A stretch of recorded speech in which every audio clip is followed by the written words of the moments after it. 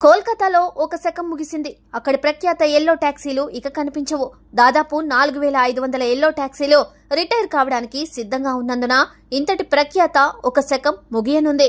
కోల్కతాలోని ప్రసిద్ధ పసుపు మీటర్ టాక్సీలలో దాదాపు 4500 ఈ సంవత్సరం వాటి 15 సంవత్సరాల సేవా పరిమితిని మించిపోయినందుకు విధుల నుండి తీసివేయబడతాయి. ఇది నగరం రవాణా దృశ్యాన్ని సమూలంగా మారుస్తుంది. హౌరా బ్రిడ్జ్, విక్టోరియా మెమోరియల్ వంటి ల్యాండ్ మార్కులతో పాటు కోల్కతాకు చిరకాల చిహ్నంగా ఉన్న పసుపు అంబాసిడర్ టాక్సీలు ఇక కనిపించవు. అయితే 2015లో యాప్ ఆధారిత రైడ్ సేవలు పెరగడానికి ముందే ఈ క్యాబ్ల ప్రజాదరణ ముసుకబారడం ప్రారంభించింది. 2024 ప్రారంభంలో నగరంలో ఇప్పటికీ దాదాపు 7000 పసుపు మీటర్ల టాక్సీలు ఉండేవి. అయితే వాటిలో దాదాపు 64% త్వరలో రోడ్లపైకి వస్తాయి. ఇది 2008లో కలకత్తా హైకోర్టు ఇచ్చిన తీర్పును అనుసరించి నగరంలో 15 ఏళ్లు దాటిన ఏ వాణిజ్య వాహనం నడుపరాదని పేర్కొంది. టాక్సీ ఈ వయో పరిమితిని చేరుకున్న తర్వాత దాని అనుమతి లేదా ఫిట్నెస్ సర్టిఫికేట్ ను పునరుద్ధరించదు.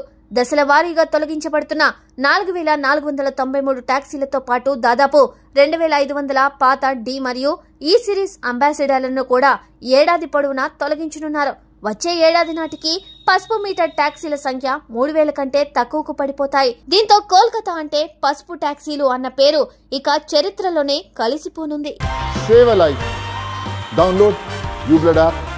uBlood for the new blood.